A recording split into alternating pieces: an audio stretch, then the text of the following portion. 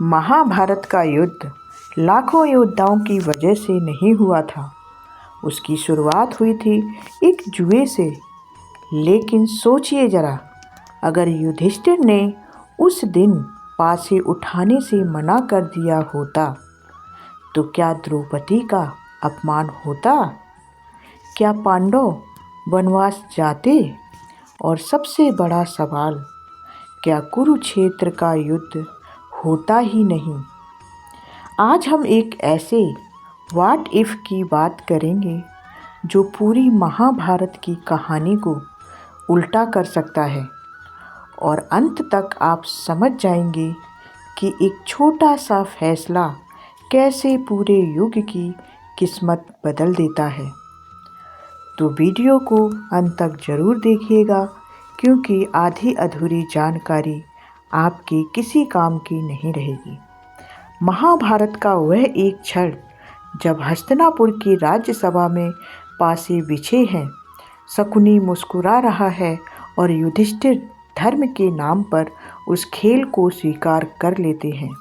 अब जरा सोचिए, अगर उसी क्षण युधिष्ठिर ने एक अलग निर्णय लिया होता तो क्या महाभारत वही रहती?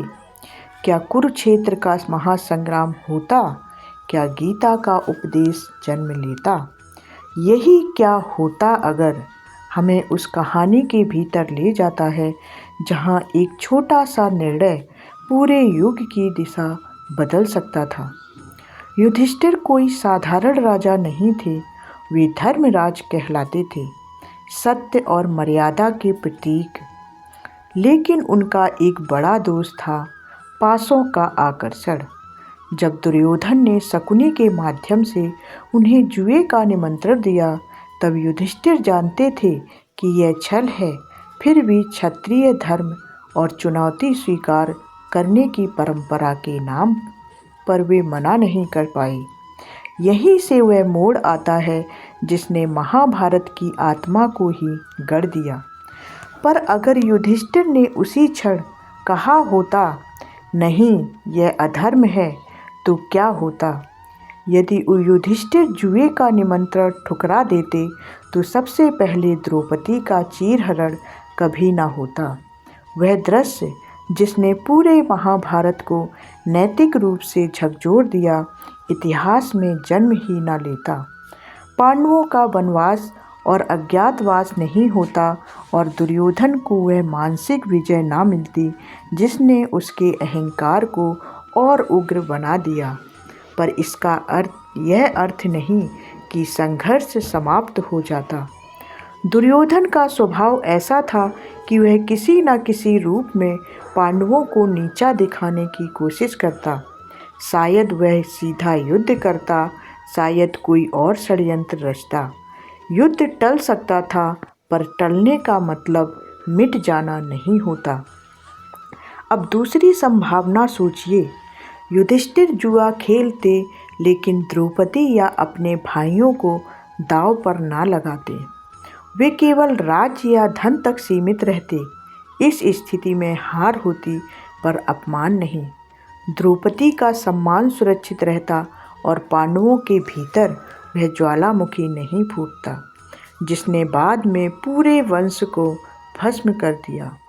भीम का क्रोध उतना प्रचंड ना होता, अर्जुन की प्रतिज्ञाएं उतनी तीखी ना बनती, कृष्ण भी शायद शांतिपूर्ण मार्ग पर अधिक बल देते, क्योंकि अन्याय की वह चरम सीमा पार नहीं होती जिसने युद्ध को धर्म युद्ध बना दिया। ऐसी स्थिति में कुरुक्षेत्र का युद्ध या तो बहुत बाद में होता या फिर बिल्कुल अलग कारणों से होता। संभव है कि वह केवल सत्ता का संघर्ष रहता, ना कि धर्म और अधर्म की निर्णायक टक्कर होती। और यहीं एक गहरी बात छुपी है, क्या तब महाभारत वही रह जाती? क्या गीता जैसा दिव्य उपदेश जन्म ले पाता? अगर अर्जुन उस नैतिक संकट में ना फंसते, क्या धर्म की परीक्षा इतनी तीव्र होती? अगर पांडवों ने वह असहनीय अपमान ना झेला होता? महाभारत हमें यही सिखाती है कि कभी कभी सबसे गहरे आध्यात्मिक सत्य सबसे बड़े दुख से जन्म लेते हैं। युधिष्ठिर का गलत निर्णय केवल पतन नहीं था, वह एक ऐसी प्रक्रिया का आरंभ था जिसने मनुष्य को कर्म, परिणाम और धर्म के सबसे ऊंचे पाठ पढ़ाए। अगर वह निर्णय अलग होता तो शायद पांडवों का जीवन आसान होता, लेकिन मानवता को मिलने वाला यह गहन संदेश अधूरा रह जाता। इस कहानी का सबसे बड़ा सबक यही है कि एक निर्णय सिर्फ एक पूरे जीवन, पूरे समाज, यहाँ तक कि पूरे युग को बदल सकता है। भाग्य कितना भी शक्तिशाली क्यों ना हो, मनुष्य का चुनाव उसकी दिशा तय करता है। युधिष्ठिर का जुआ हमें यह भी दिखाता है कि धर्म के नाम पर लिया गया हर निर्णय सही नहीं होता और कभी ना कभी ना कहना ही सबसे बड़ा धर्म होता है। आज के जीवन में भी हम रोज ऐसे ही पासों के सामने खड़े होते हैं, लालच, दबाव, प्रतिष्ठा और अहंकार के।